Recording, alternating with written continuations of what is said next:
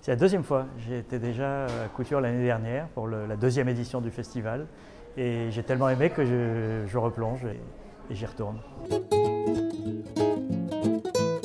Il n'y a pas de barrière à Couture. C'est un village de 450 habitants qui reçoit 5000 personnes.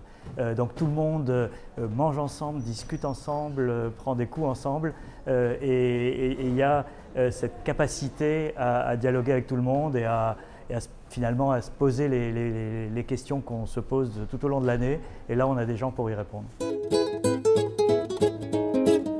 J'ai animé l'année dernière un after vers 23 h quand tout est terminé à Couture, quand les derniers débats, les concerts, les projections sont terminés.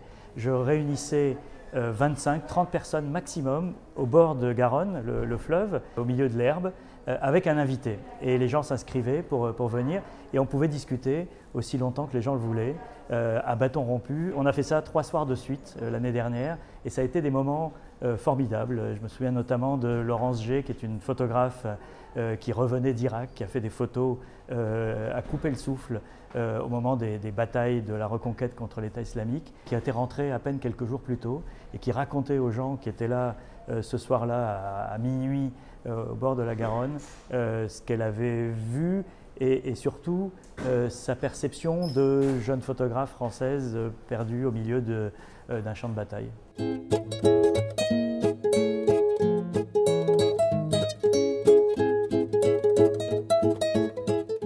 L'idée est venue du titre d'une collection qu'avait créée Jean Lacouture qui s'appelait L'Histoire immédiate. Et c'est l'idée que les journalistes sont effectivement les premiers historiens de l'immédiat, puisqu'ils sont les témoins des événements. Et les relations entre historiens et journalistes sont extrêmement complexes, extrêmement ambiguës.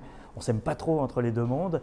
Et l'idée, c'était de confronter ces deux univers, ces deux rapports au temps, le temps court et le temps long, de voir comment l'histoire occupe aussi une place très importante dans nos médias, comment aussi on réinvente la manière de raconter l'histoire. On aura à la fois Benjamin Stora, qui est un historien connu et reconnu, on aura une youtubeuse de Toulouse qui raconte l'histoire de l'Antiquité grecque à la manière YouTube et qui a un succès phénoménal. Et des gens comme Florence Aubenas qui sont justement ces historiens de l'immédiat sur le terrain et confronter cette double temporalité.